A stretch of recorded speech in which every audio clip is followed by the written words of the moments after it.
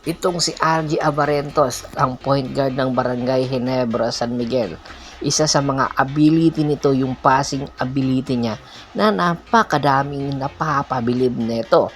Dahil nga sa kanyang angking kakayahan sa pagiging court general, kinakailangan niya itong passing ability.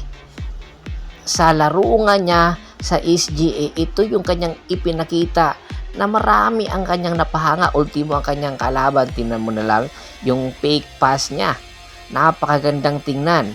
Alam nyo ba na ang mga kakayahan niya ay nakuha niya lang sa kanyang iniidolo?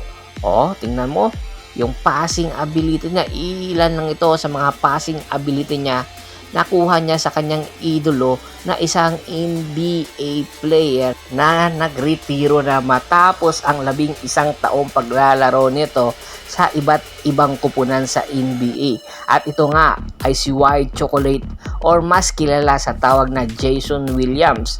Sa kakayahan na meron itong si RG Abarentos, karamihan sa kanyang mga passing ability ay kanyang sinunod kay Jason Williams.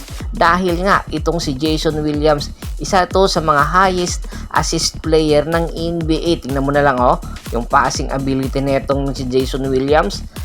At nakuha itong si Jason Williams sa number 7 pick ng Sacramento Kings. Simula nang makapaglaro sa Sacramento Kings ay umangat na nga ang kanyang karera kasama si Vlade Divac.